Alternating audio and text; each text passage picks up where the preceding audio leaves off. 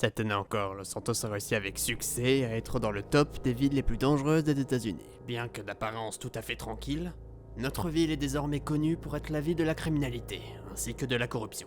Dans ce climat, les conflits ainsi que les inégalités semblent fleurir sans jamais atteindre de seuil. Et devant ce constat macabre, de nombreux citoyens ont décidé de donner de leur temps ainsi que leurs compétences afin d'améliorer les choses de leur côté, en faisant le choix de l'honnêteté ainsi que de la légalité. Néanmoins, bien loin du service public, certaines personnes ont décidé d'agir autrement avec d'autres méthodes, désirant participer à la lutte mais avec leurs propres règles. Hier, dans l'après-midi, le Weasel a été invité par une personne anonyme à réaliser une interview extraordinaire. L'interview d'un homme au masque de clown, ayant mené une opération singulière contre l'une des bijouteries de notre ville. C'est avec appréhension que je me suis rendu sur les lieux, ne sachant pas réellement ce que je m'apprêtais à affronter. Me présenter là, est un peu complexe. Je suis tout, je suis rien, je ne suis qu'une réflexion, qu'une idée qui s'envole et qui brûle qui brûle dans le temps. Si je devais me présenter, je dirais que je ne suis rien ni personne. Je suis tout le monde et personne à la fois. D'accord, vous êtes une entité, un groupe, une organisation peut-être? Une entité, un groupe, une organisation, non, loin de là. Mais je suis qu'une simple idée. Une idée qui a été qui a besoin, pardon, de se, de se répandre, de s'émanciper. D'accord. De quel genre d'idées parlez-vous? Des idées libertaires, des idées anti-gouvernementales, certains diront même des idées anarchistes, appelez ça comme vous voulez, mais des idées, moi, que je qualifierais d'égalitaires. D'accord. Et pourquoi avoir choisi la violence pour exprimer ces idées? Eh bien parce que, comme vous avez pu le voir hier, notre motif n'est pas l'argent et nous voulons faire ça comme on dit à la française, donc avec courtoisie, avec élégance, avec une absence totale de violence.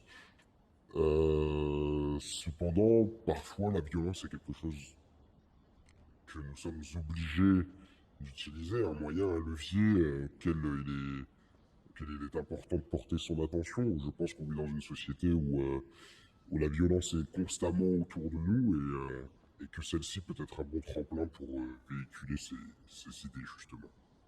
Je pense que, encore une fois, comme vous l'avez vu hier, je défends des idées égalitaires puisque je ne fais pas ce que j'ai fait et ce que je ferai à l'avenir pour l'argent et pour la simple monnaie, pour le simple billet. Je fais ça pour le message que ça renvoie et derrière pour les leviers que justement ces fonds me permettent d'actionner. D'accord. Et vous pensez que cette violence est donc légitime? Je pense que toute violence, à un certain point, est légitime. Après, ça dépend de où chacun place son curseur. Très bien. La bijouterie d'hier, c'était un petit peu votre première opération? Alors, première opération, oui et non, mais on va dire oui. Doit-on s'attendre à de nouvelles interventions? Pas nécessairement, ça dépendra du nombre de fonds que nous avons réussi à lever, ça dépendra de beaucoup de choses. En réalité, c'est pas quelque chose qui est agréable à faire, vous savez, quand les gens pensent que c'est agréable, c'est ils sont pris dans les idées des films. D'accord. Espérez-vous que votre message résonne auprès de certains citoyens d'une manière ou d'une autre? C'est ce que j'espère. Maintenant, je sais que pour d'autres personnes, ce message résonnera d'une manière différente. Pour d'autres personnes, l'usage de la violence est tout à fait illégitime et qu'importe ses conditions. Et si ce message résonne, souhaitez-vous faire agrandir votre petit groupe? D'une certaine façon, oui et non, puisque, comme je vous dis, nous ne sommes ni un groupe, ni une entité, ni quoi que ce soit. Nous sommes juste des personnes ont qui ont un même objectif, euh, disons un objectif politique, un objectif sociétal. Vous souhaitez donc à ce que vos idées aient un impact politique sur notre ville? C'est ce que nous espérons. Après, nous ne sommes pas les premiers à essayer de faire ça, nous ne sommes pas les derniers non plus. Vous savez, l'idée que l'on défend date du XVIIIe siècle. C'est des idées qui se renouvellent, qui changent et qui évoluent avec le temps. Rien n'est statique. Enfin, la vie en tant qu'expérience n'est pas réellement mathématique. On peut pas dire ça comme ça. C'est fluctuant, c'est variable, et à chaque siècle aura sa cause. Mais je pense que la cause pour laquelle je me bats aujourd'hui sera la même cause que le siècle prochain si la violence aujourd'hui n'est pas écoutée. D'accord, votre ambition est d'être un petit peu la voix du peuple non écoutée. Sans le filtre des dirigeants derrière. On peut dire ça comme ça, oui. Disons que nous avons fait en sorte d'être écoutés pour ceux qui ne le sont jamais.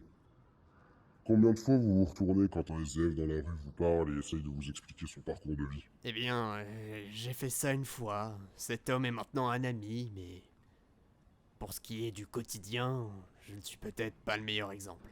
Mais vous, de votre côté, au-delà des discours, vous vous retournez vraiment pour chaque SDF que vous croisez dans la rue? À Los Santos, vraiment? Au maximum que je le peux, oui. Que ce soit un SDF, que ce soit une mère qui éduque seule son enfant, que ce soit un officier de police qui n'arrive pas à joindre les deux bouts. Les fonds levés iront aux personnes qui en ont besoin, qu'importe leur couleur de peau, qu'importe leur religion, qu'importe leur provenance, qu'importe leur profession. D'ailleurs, au sujet de ces fonds levés, parlons par exemple des 10 000 $ de hier soir. Comment seront-ils distribués?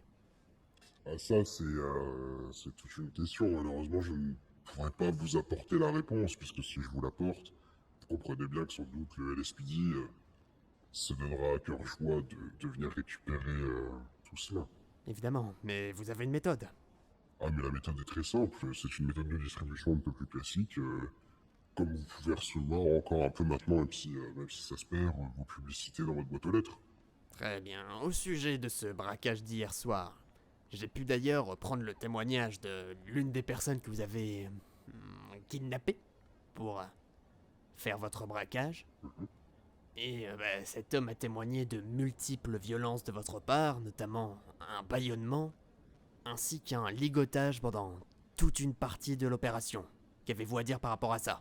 Je peux dire que, comme j'ai expliqué, la violence est parfois un outil qui peut être légitime d'être utilisé. Nous l'avons pas ligoté, ce n'est pas vrai. Nous lui avons certes mis des serflex par pure sécurité et nous avons effectivement, pendant l'espace de 5 minutes, le temps du trajet, allons-nous dire, mis du scotch sur sa bouche pour éviter qu'il ne crie et qu'il n'alerte justement d'autres personnes. D'accord, d'accord, mais ne pensez-vous pas que cette personne que vous avez malmenée ne puisse pas être l'une des victimes de la société dont vous parlez? Ces personnes dont vous vous prétendez défenseur? Peut-être, c'est pour ça qu'on agit avec une courtoisie et une élégance qui témoignent un respect pour ces personnes-là qui sont en quelque sorte un peu des martyrs, qui sont des dommages collatéraux, mais nous pensons qu'il convient parfois, enfin, à chaque violence utilisée, à chaque cause, vous retrouverez des dommages collatéraux. C'est inévitable, c'est comme à la guerre. On mène aujourd'hui une guerre philosophique, une guerre politique, et il y aura forcément des dommages collatéraux. Maintenant, aucun mal physique ne lui a été fait. Nous lui avons expliqué tout simplement que voilà, la situation se présentait comme telle. Nous lui avons expliqué ce que nous attendions de lui, et nous lui avons expliqué comment les choses allaient se dérouler. Il n'a reçu aucun sévice physique, et nous avons fait en sorte, au maximum, d'éviter le sévice moral. D'accord, mais si vos idées réussissent à mûrir auprès des citoyens, que souhaitez-vous à l'avenir? Une manifestation? Une révolte? Je... Je pense que le peuple actuel n'est pas prêt pour une révolte. Vous savez, une révolte, ça demande quand même beaucoup de cran, beaucoup de courage. On ne se soulève pas aussi facilement. Ce que nous cherchons à faire, c'est avant tout à semer des graines qui grandiront dans les générations futures, pour que, effectivement, d'ici 40, peut-être 50 ans, le soulèvement ait lieu. Nous, ce qu'on souhaite, c'est que ce soulèvement ait lieu d'une manière pacifique, faire une transition pour aller justement en une société plus égalitaire et qui propose justement un cadre et un style de vie qui est beaucoup plus sain pour l'être humain. Maintenant, si la graine qui a été semée est celle de la révolte, ainsi soit-il. Je vois, ce serait pas le genre de choses qui vous dérangerait alors. Mais quel genre de monde cela créerait après, selon vous? Moi, je pense que, contrairement à ce que l'intégralité de nos politiciens peuvent dire, je pense qu'une société anarchiste et anarchique, du coup, peut tout à fait subvenir et survivre, puisque ce serait une société faite par les citoyens, pour les citoyens. Et c'est justement de par le respect de la loi de la nature que le chaos cesserait, que l'ordre reviendrait. Vous savez, je pense que l'être humain est fondamentalement bon en son sens et qu'il ne fait rien de mauvais s'il n'a pas été poussé à le faire. C'est peut-être de la philosophie de comptoir, allez-vous me dire. Je l'entendrai tout à fait, mais c'est ce que je pense fondamentalement. Comment ces idées-là vous sont arrivées, je veux dire, personnellement? De la lecture, beaucoup de lecture, beaucoup de réalisations concernant la société dans laquelle on vit, beaucoup de chocs, peut-on même qualifier de traumatisme, quand on voit certaines choses, quand on voit par exemple un homme qui souffre d'un cancer et qui est obligé de vendre de la drogue pour pouvoir payer son traitement. Ce sont des choses qui choquent, qui sont profondément violentes. Et je pense que c'est justement là où est la plus grande violence de notre siècle. C'est la violence politique qu'on va considérer comme légitime puisqu'elle vient de l'État. Cependant, empêcher un homme de pouvoir se soigner, obliger un être humain à payer pour boire, c'est d'une violence inouïe, c'est une violence extrême en soi. Si vous ne buvez pas, monsieur McKen, vous mourrez, vous êtes d'accord avec moi? Je suis d'accord. Vous êtes donc Est-ce que contre le principe même de l'argent. Je pense qu'effectivement, on pourrait revenir à une société où on troque en réalité, et ça, en fait, ça va également contre le capitalisme. Alors, je suis pas nécessairement communiste ou quoi que ce soit, je pense que c'est mauvais d'attribuer une étiquette à quelque chose, même si je suis fondamentalement anticapitaliste, ce qui est un pléonasme par rapport à ce que je viens de dire. Mais je pense qu'en fait, la société dans laquelle on vit a tué l'artisanat également.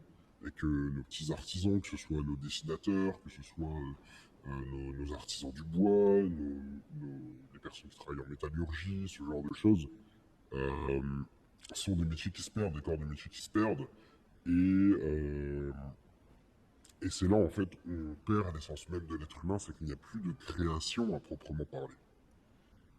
D'accord, mais ces idées capitalistes, ces idées de vouloir être au-dessus des autres, d'être dans une classe supérieure, entre guillemets, est-ce que vous ne pensez pas que ça fait pas juste partie de l'être humain, capitalisme ou pas, argent ou pas, que ces choses reviendraient d'une manière ou d'une autre?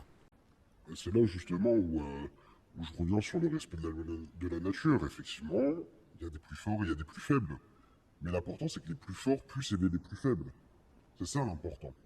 Ce que le LSPD fait quand ils vont dans les quartiers et qu'ils vont désosser un jeune dealer qui vend de la cam pour aider sa mère, par exemple, à boucler les fins de mois, c'est une violence qui est tout à fait illégitime, qui est tout à fait traumatisante pour le jeune homme concerné, puisque on va être justement sur un usage de la violence à des fins qui ne sont pas louables.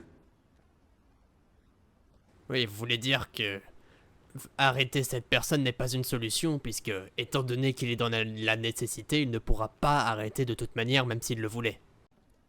Tout à fait, regardez d'ailleurs, je vous invite à afficher les statistiques, ou à moins à inviter les téléspectateurs à regarder les statistiques sur le nombre de personnes qui, même après une peine de prison, recommencent à être dans l'illégalité. Oui, mais est-ce qu'on peut parler à chaque fois de nécessité? N'y aurait-il pas juste des personnes qui prennent un certain plaisir à être au-dessus des règles? Vous avez déjà été en prison, monsieur McKent? J'avoue que non. Alors vous ne savez pas ce que ça fait que d'être en prison.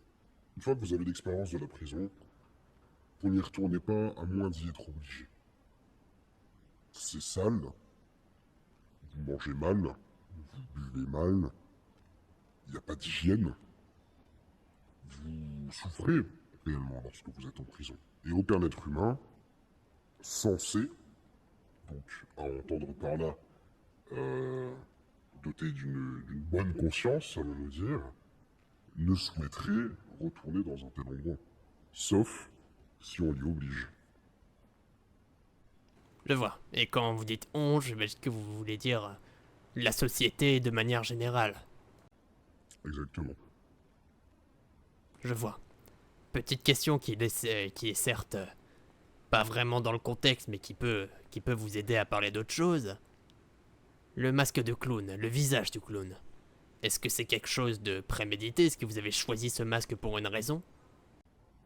Absolument pas, alors vous pouvez y voir des références, de l'ironie, ce que vous voulez, peut-être même tout l'humour. L'usage de ce masque n'est pas du tout prémédité, non. Il ne renvoie à rien de spécial, si ce n'est à l'imaginaire collectif. Est-ce que vous avez peut-être un petit message à envoyer, que ce soit aux citoyens, à l'SPD, ou même peut-être à monsieur le gouverneur, monsieur Désiré Kassongo? C'est un message réellement global qui ne s'adresse pas que à notre état de San Andreas. Euh, je pense qu'il est important aussi de voir la scission et la cicatrice, je dirais même, ne serait-ce qu'au sein de notre état aussi, entre Los Santos et des villes comme Sandy Shore, Grapeseed par exemple, qui peuvent elles-mêmes avoir une autre cicatrice avec Paleto Bay, qui Paleto Bay est drastiquement plus développé que Sandy Shores. Si vous allez dans le nord, si vous allez près de Sandy Shores, vous verrez des personnes qui sont fondamentalement pauvres, des personnes qui vivent littéralement dans des débris, puisqu'on a par exemple à Sandy Shores un motel abandonné depuis presque une dizaine d'années maintenant, infesté de cafards et de rongeurs, et des habitations autour. C'est une violence, puisque les personnes qui habitent autour doivent subir ça. Le message que je cherche fondamentalement à renvoyer, c'est regarder dans le fond des yeux de la personne qui est à côté de vous et oser me dire que vous n'êtes pas intrinsèquement, purement parlant, donc en termes de pureté, la même personne. Que ce soit un prêtre, que ce soit un rabbin, que ce soit un politique, que ce soit un policier, que ce soit un criminel, que ce soit un journaliste, que ce soit un vendeur, que ce soit qui que ce soit. Au fond, au fond du fond, nous sommes tous les mêmes personnes avec les mêmes besoins. Et c'est ça en fait surtout qui convient de regarder et qui convient de prendre conscience en fait. D'accord, vous souhaitez sortir les gens de l'inconscience, leur faire rendre compte de la violence systémique que crée le principe d'État en quelque sorte. On peut dire ça comme ça. Je pense que je n'aurai pas de questions supplémentaires. Est-ce que vous avez des choses à rajouter? Non, je vous laisse faire votre reportage de votre côté, monsieur McKent. Et c'est ainsi qu'après quelques photos, j'ai pu partir des lieux. Dans les conditions actuelles, nous ne pouvons pas dire si les actions de cet homme auront un jour des conséquences en ville. Néanmoins, une chose est sûre, je ne pense personnellement que ce n'est pas la dernière fois que nous verrons ces entités en masque de clown.